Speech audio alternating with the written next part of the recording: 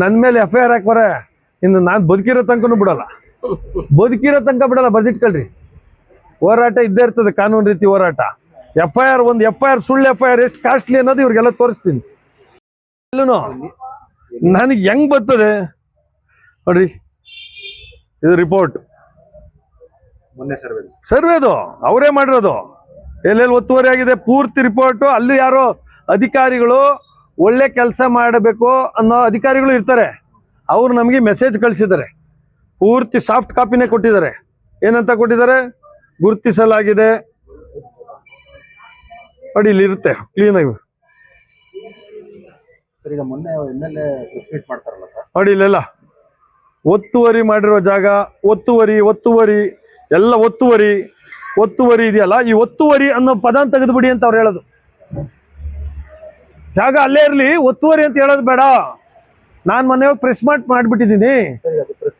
ಅವ್ರು ಒಂಚೂರು ಸುಳ್ಳು ಹೇಳಿಲ್ಲ, ಸುಳ್ಳು ಒಂದೇ ಹೇಳಿರೋದು, ಅದು ಒಳಗಡೆ ಇದೆ ಅಂತ, ಅದು ಒತ್ತುವರಿ ಆಗಿದೆ ಅಂತ ನಾನು ಹೇಳ್ತಾ ಇರೋದು. ಅದನ್ನು ತೆಗೀರಿ ಅಂತ ಅವ್ರು ಹೇಳ್ತಾ ಇರೋದು ಅಂತ. ಎಲ್ಲ ಕಡೆ ಗುಸುಗುಸು. ನಿಮ್ ಕೂಗಿದ್ದು ಇಲ್ಲ ಅಂತ ಅವ್ರು ಹೇಳ್ತಾರೆ. ನಾವು ಮೊನ್ನೆ ಸರ್ವೆ ಮಾಡಿದ್ದು ಯಾರು? DC ಅವರು. ಏನಕ್ಕೆ ಮಾಡಿದ್ರು? ಒಳಗಡೆ ರಸ್ತೆಗಳು, ಕಾಲುವೆಗಳು, ಲೇಕ್ಸು ಏನೋ ಅದೇನಾಗಿದೆ ಅಂತ ಅಷ್ಟೇ. ಶಾಲೆ ಜಾಗ ಅಲ್ಲೇ ಇದೆ, ಶಾಲೆ ಜಾಗ ನಿಮ್ಮ ಹೆಸರಿಗೆ ಆಗ್ಬಿಟ್ಟಿದೆ. ಅದನ್ನು ಚೇಂಜ್ ಮಾಡಿಸ್ಬೇಕು, ಕೋರ್ಟ್ಗೆ ಹೋಗಿ ಚೇಂಜ್ ಮಾಡಿಸ್ಬೇಕು. ಕನಿಷ್ಠ ಜ್ಞಾನ ನನಗೂ ಇದೆ. ನಾಳೆ ಬಂದು ಮಾಡಲ್ಲ, DC ಅವ್ರು ಮಾಡ್ತಾರಾ? ಸುಮೋಟೋ ತಗೊಂಡು ಮಾಡ್ಬೋದು, ಅವ್ರು ಮಾಡಲ್ಲ, ನಿಮಗೂ ಗೊತ್ತು ಅಲ್ವಾ? AC ಅವರು ಮಾಡ್ತಾರ, ನಾವೇ ಹೋಗಿ ಕೇಸ್ ಹಾಕ್ತಿವಿ, ನೋಡೋಣ. ಮುಂದುವರಿಯೋದು ಬಿಡೋದೇ ಇಲ್ಲ. ನನ್ನ ಮೇಲೆ FIR ಹಾಕ್ಬಾರೆ.